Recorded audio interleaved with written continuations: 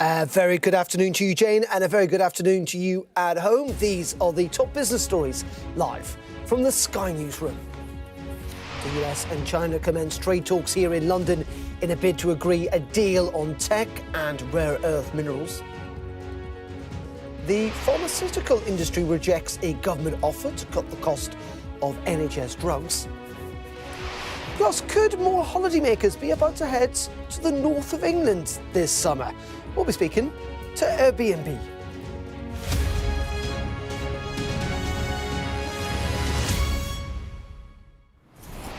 Very good afternoon. On this Monday, Business Live with me, Darren McCaffrey. The US and China are locked in trade talks here in London in a bid to further diffuse trade tensions. The United States has signalled a willingness to remove restrictions on some tech exports in exchange for assurances that China is easing limits on rare earth shipments. Well, let's bring in Head of Market Analysis at RBC Brewin Dolphin. That is Janet Mui, who is with us. Janet, very good afternoon to you. Just give us a sense of what both sides are hoping to achieve with these talks. All talks involve compromise, don't they?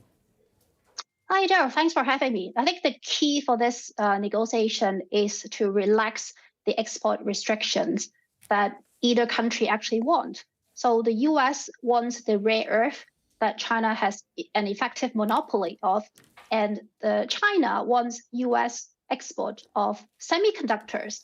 So currently there are restrictions on these, and they just want that to be relaxed. This is highly important because without the supply of chips and rare earths, actually the technology ecosystem may not function as well, and the supply chain is likely to be impacted. So I think the market are expecting that some form of agreement may be formed, given that these are really high stakes for each country. And this is the interesting thing, isn't it? That ultimately there is self-harm on both sides here, if you like, even though it was initiated from the United States. By kind of dragging out this trade war, if you like, China risks doing some damage to itself domestically too. Yes, it is just very important to highlight it is very difficult to decouple from each other because fundamentally they need each other for the economies to function. I think at this stage, China probably has more upper hand given that the rare earth export is basically China's near monopoly. And even though there are other countries that may supply the rare earths, it is still going to be much more expensive and takes a long time to process. And China ultimately has the upper hand in processing all these rare earths. So China, I think, hold the upper hand here. And for US export of chips, I think China is really quite close behind in US in terms of the chip expertise. I mean, of course, not there yet, but the Chinese chip companies like Huawei is rapidly developing. So I guess it is of mutual benefit to get all these export restrictions relieved. But ultimately, I think China has a bit more upper hand here. Interesting, though, what are things like domestically at home for China, in the sense that we know the US, there's warning signs out there, particularly when it comes around employment and the prospect potentially of a downturn, or at least a slow down in the US economy. How are things in China? We know they've had problems with demographic decline, with the housing market. It's not growing quite as much as it was certainly a decade or two ago. How much domestic pressure is Xi Jinping under when it comes to the economy? Yeah, there's a lot of domestic pressure. Obviously, I think you mentioned the housing market. It is still declining in terms of construction and home sales, although I think a trough may be forming at the moment. And the key is to boost consumption, domestic demand. I think it is very difficult. It will take a long time, given that it is still a lot of Chinese culture and interest to save rather than spend at the moment. And of course, youth unemployment is a big problem. So China has been relying a lot on net export to boost growth in the past year or so. And obviously that is having its own challenges. We see the latest export figure of China. The export to US has slumped a lot, while the export to other countries has actually held up. There is a limit on how much in the near term they can diversify the export. So I think it is very important for both sides to continue to negotiate and talk to relieve the economic challenges near term. And just going to talk, Janet, finally about what the prospects of a deal are fundamentally in all of this. And if there is going to be a deal, how long is it going to take? I know you haven't got a crystal ball, but can you give us any sense of where you or how you see this playing out? My sense is that it will take a long time because of the colossal structural issues involved. So what we're saying is, for example, the talks happening in London, it is more about the relaxing the export restrictions. Hopefully, we can't be sure that will actually even happen. But this is more like a tactical deal on certain areas. We have to remember in the first trade war since 2018 between US and China, there were over 10 high-level talks before we even reach a first phase one trade deal, and that was like it took one year or about. So I don't think that it is going to be easy to negotiate between both sides and get an eventual deal. Okay, Janet, as always, really appreciate your insight this afternoon. That's Janet Mui there. Thank you.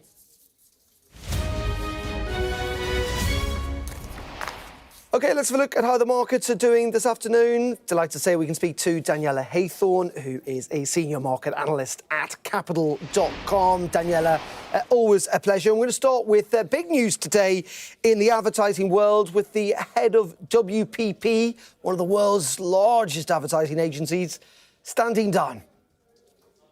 Hi, Darren. Yes, as you said, that news has come to the markets. We have seen a downside reaction in the share price. And now a lot of this supposedly having to do with the reaction and how the business evolved since he took his time in office around 7 years ago. He's been in the company for about 30 years. But in the last 7 years that he's been the CEO of the company, there has been a slowdown in profits and in strategic growth. And I think that's where a lot of the decision making has come from. Now, I think at the key of this decision to step down is the fact that technology is restructuring the agency models and how agency companies perform. And there is essentially less money, specifically marketing budgets, being spent on external advertising companies, especially as they are now focusing more on the technology behind creatives and advertising and integrating AI to do a lot of this in-house. So a lot of the comments we're seeing is that WPP has struggled to adapt to an evolving environment. And there is going to be a lot of work in the next few months to try and reshape the company, the strategic purpose of the company to try and keep up with some of its key competitors. Yeah, and there's also the competitiveness clearly of artificial intelligence, which is already proving quite disruptive, not just in workplaces like ours and yours, but also in advertising clearly too. Yeah, I think this is a clear example of how the advancement in technology and specifically in artificial intelligence can disrupt a market. And if you're not able to integrate that into your core business models, then it can leave you behind. And I think WPP is a clear example of that. I don't think AI completely replaces the advertising industry. I think there's still a human touch that is required, specifically working with companies to create their ads. But I think it is going to evolve and take away the need of some of the smaller jobs and smaller tasks in the industry. And that's where these big conglomerates have to try and stay ahead of the market. And let's also talk about Warner Brothers and Discovery. They're going to split their business. We've seen this happening elsewhere. Just tell us why this big US media company is deciding to kind of divide itself in two almost. Well, I think it's important first to remember that, Warner and Discovery actually came together in 2022 via a merger. And at the time, they said that their focus here was to combine their resources to scale their streaming platforms, which are HBO Max and Discovery Plus. They've done that in the process. And I think this is just a kind of a strategic move, this split, in order to focus and streamline, their operations into two sections to focus and optimize performance in all of these. And I think specifically with streaming, they're trying to perform in a high growing environment, and they're trying to become competitive with some of the big names like Netflix and Disney. So just them splitting is kind of a way to focus their operations more in each of these markets. And I think the market has taken that as a positive sign. We've seen the stock price jump at the open of the US session. OK, Daniela, always a pleasure. Thank you very much indeed for joining us there from capital.com. Thank you.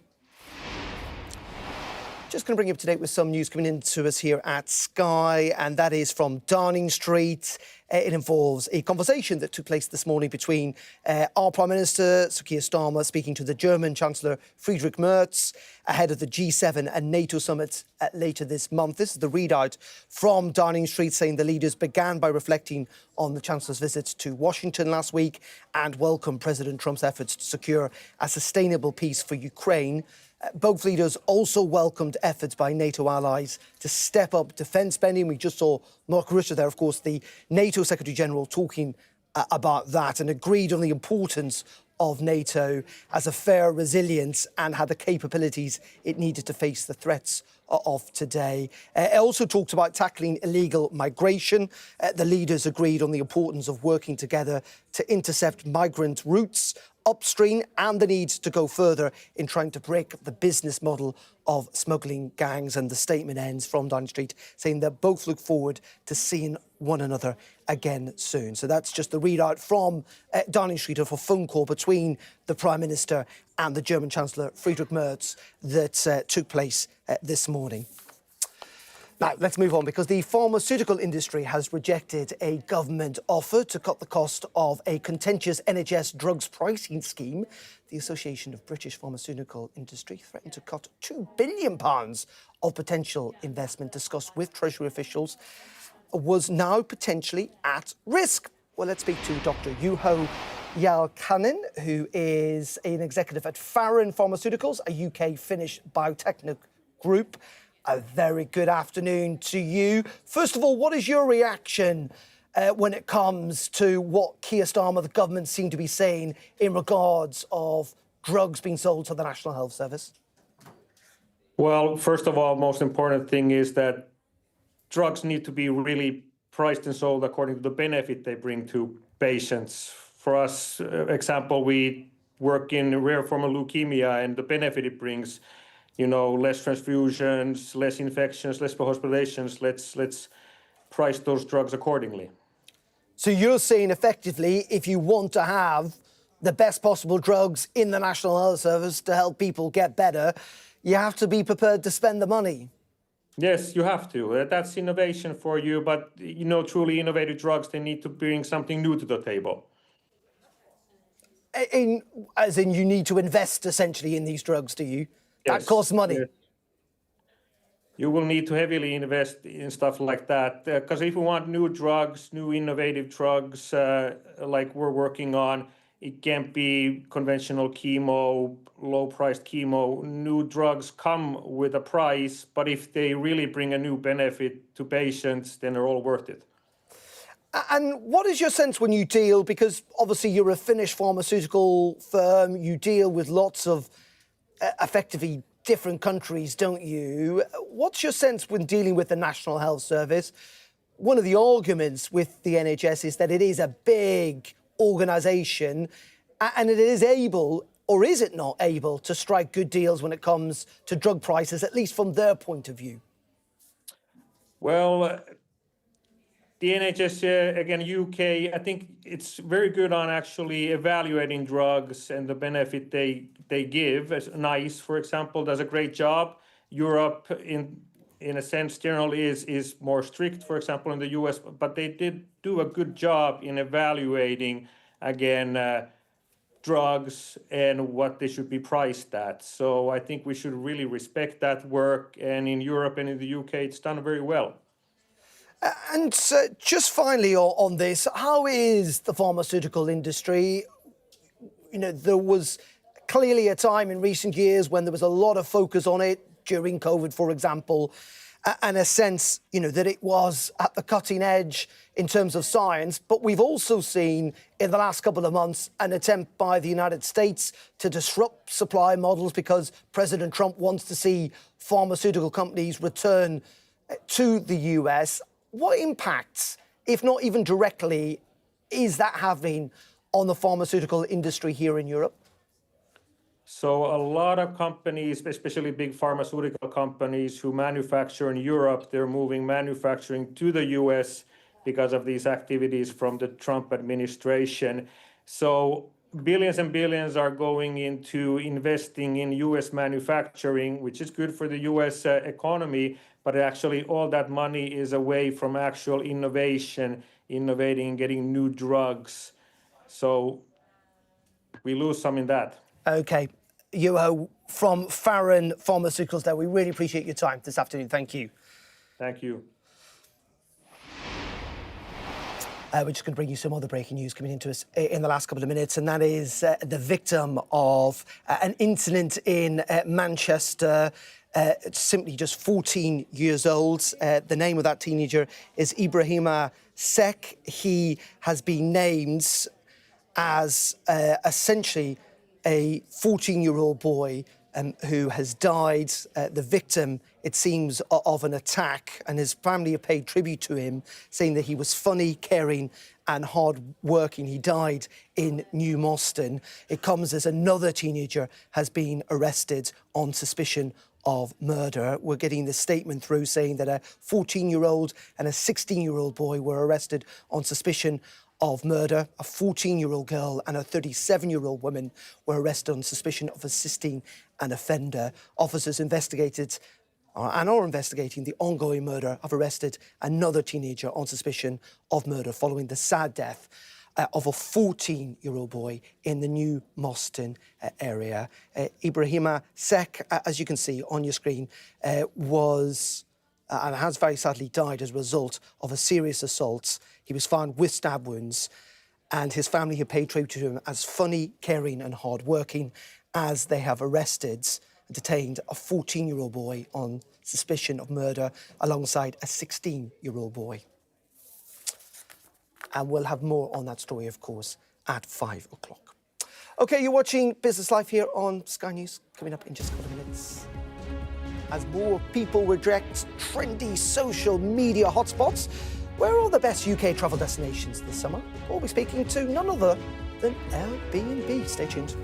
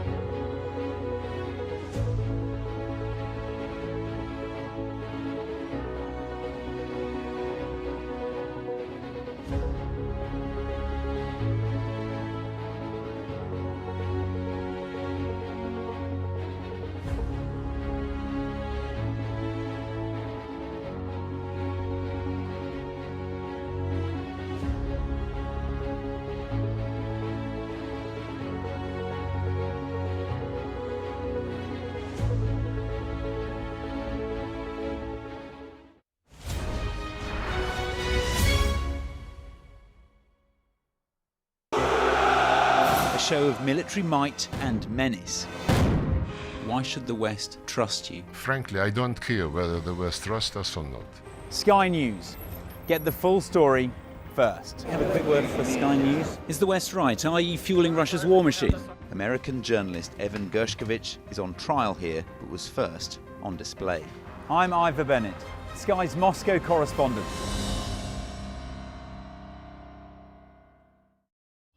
We arrive.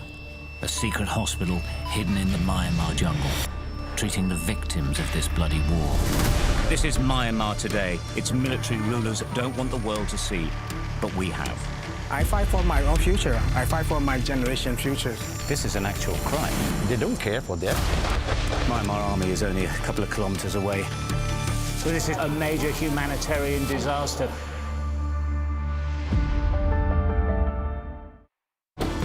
Jubilation in the streets, while some emotional. This is a political victory for Prime Minister Modi and his Hindu Nationalist Party. I'm Neville Lazarus, and I'm Sky's reporter based in Delhi. Companies like these are helping India in its trajectory to be a serious player in space exploration. Sky News, get the full story first.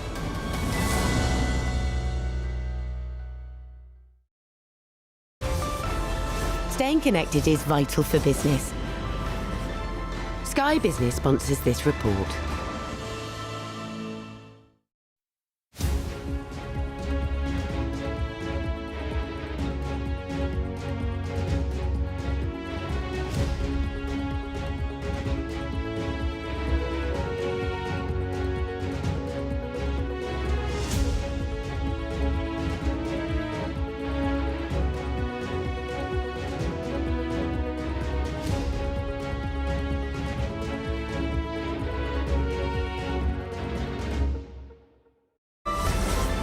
Sky Business sponsors this report. Welcome back. Now, Brits are twice as likely to have holidayed in the south of England than the north, but that trend could be about to change as apparently holidaymakers complain about the crowds and the costs of location popularised on such websites as... Websites?